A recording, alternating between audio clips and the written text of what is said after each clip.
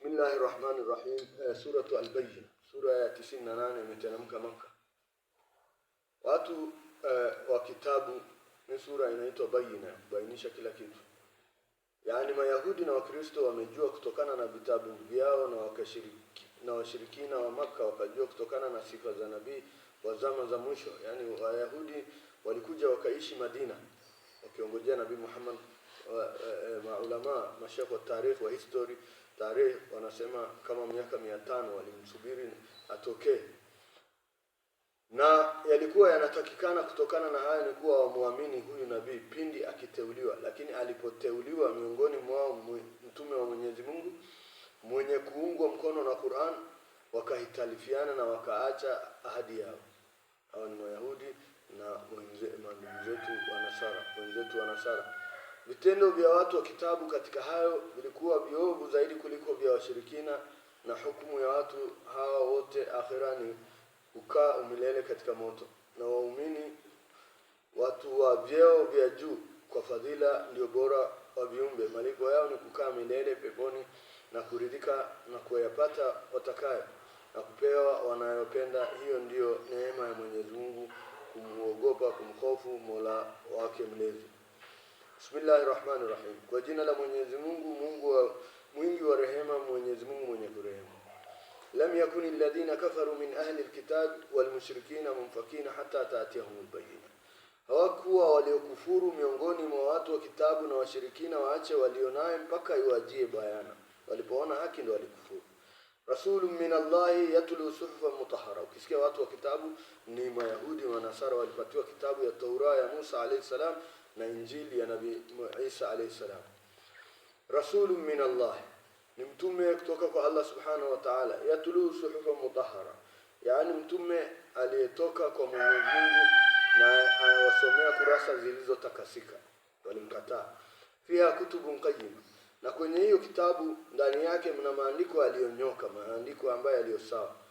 Wama tafarraqa alladhina utul kitaba illa min ba'di ma ja'atuhumul bayyina, na wala hawakufarikiana, hawakukatalafiana waliopewa kitabu ila baada ya kuwajia bayina. Baada ya Uislamu kuwajia ndio wakakataa. Walikuwa wanaongoja, walisema kama hajatoka kwenye nyumba 12 ya Israeli sisi hatuwezi muamini, na walikuwa wanamsubiri. Wama umiru illa liya'budullah, walimwasi kwa ajili ya ukabila haitakani katika dini ansuria. Wama umiru illa liya'budullah mukhlisina lahu-d-din hunafaa wa yuqimu salata wa yu'tu zakata wa dhalika ad-dinul qayyim. Na hawakuamrishwa kitu ila kumwabudu Mwenyezi Mungu kwa kumtakasia dini, wawe waongofu na washike sala na watoe zaka, na hiyo ndiyo dini madhubuti. Huyu mtume hakuleta kitu kingine isipokuwa aliwaambia wamwabudu Mungu mmoja, Mungu wake na Mungu wa Ibrahim na Mungu wa Ismail na Mungu wa Isa na Mungu wa Shuaib na Mungu wa Dhulkifli na Mungu wa Isa alayhi salam mukhlisina, kwa kumtakasa yeye peke yake Mwenyezi Mungu mmoja na bila ushirikina yote. Hakuleta mambo. Wa yuqimu salata, na alileta wasimamishe sala. Wa yutu zakat, aliwaambia watoe sadaka kwa mali yao. Wadhalika dinul qayyim, na hiyo dini iliyokamili madhubuti. Innal ladhina kafaru min ahli alkitab, Allah anasema hakika wale waliokufuru miongoni mwa watu wa kitabu wa Nasara na Mayahudi na washirikina wa Quraysh wataingia katika moto wa Jahannam, finari Jahannam. Kama hujaamini huyu mtume wa mwisho, hata ukue unaabudu aje, utaingia katika moto wa Jahannam. Khalidina fiha, na wadumu milele humo Jahannam. Mungu atulinde naye. Ukiingia unadumu milele, ukiingia pepo unadumu milele. Ulaika hum sharrul bariya, hakika hao ndio viumbe waovu kabisa. Mwenye ataingia pepo ni viumbe bora, na mwenye ataingia Jahannam ni viumbe waovu kuliko viumbe vyote. Innal ladhina amanu wa amilu salihati ulaika humul khairul bariya, hakika walioamini huyu mtume na wakatenda mema, hao ndio bora wa viumbe vyote. Jazaohum inda rabbihim jannatu adnin tajri min tahtiha al-anharu khalidina fiha abadan radiyallahu anhum wa radu anhu dhalika liman khashiya rabbah.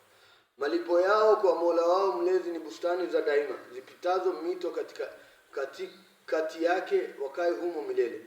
Mwenyezi Mungu yuradhi nao na wao waradhi naye, na hayo ni kwa anayeogopa Mola wake. Mwenyezi Mungu anasema waambaye watamwamini mtume wa mwisho malipo yao itakuwa ni mabustani ya pepo ambaye mito ya asali, mito ya maziwa itakuwa inapita chini yake, na wataishi kule vile jahannam mtu anaishi milele, wataishi kwenye pepo milele, na Allah atakuwa ameridhika na wao watakuwa ameridhika na Mwenyezi Mungu, na hayo malipo itakuwa ni kwa wale wamemwogopa Allah Subhanahu wa Ta'ala.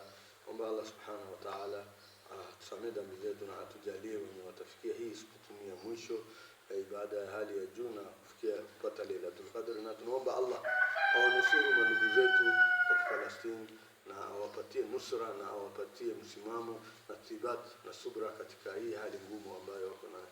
Subhanakallahumma rabbana wa bihamdik nashhadu an la ilaha illa anta nastaghfiruka wa natubu